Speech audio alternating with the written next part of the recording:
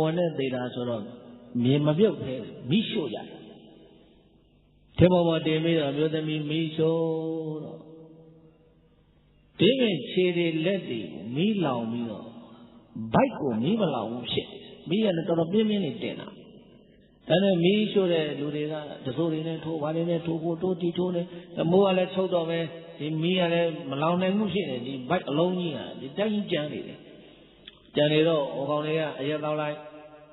လူတွေလည်းပြန်ကုန်ပြီလေပြန်ကုန်တော့ဟိုထိုးလိုက်ဒီထိုးလိုက်ထိုးရင်ဒီဘိုက်ကြီးကထူးဆန်းတယ်ကွာ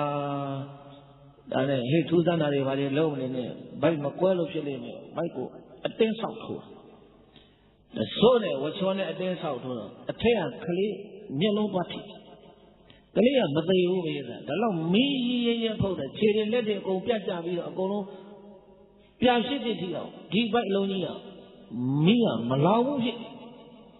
မိုးကလည်းတအားဆုံးနေပြီပြန်နေနေပြီဟိုလူတွေကလည်းဒါကြီးကလည်းမီးမလောင်ဘူးမနေ့ကျရင်ပြာလာကောက်မှာပြာလာကောက်ပြီးတော့ဘာလို့လဲအိန္ဒိယထုံးတန်းစင်လာရအဲ့ဒီပြာတွေကိုအိုးထဲထည့်ပြီးတော့ဂင်းငံမြစ်ထဲသွားမျောမှာပြာမျောတဲ့အစီအစဉ်ကရှိသေးတယ်ဒါကမနေ့ကျမှလုံးမှာ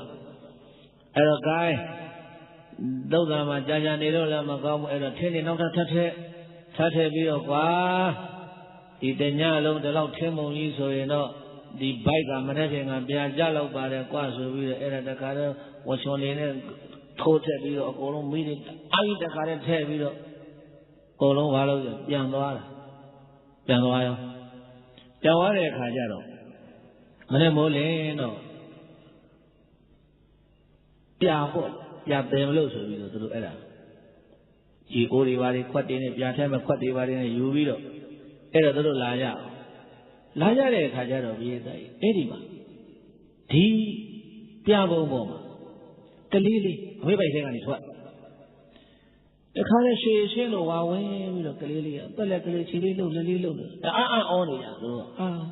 ဘယ်လိုဖြစ်တာပါလဲ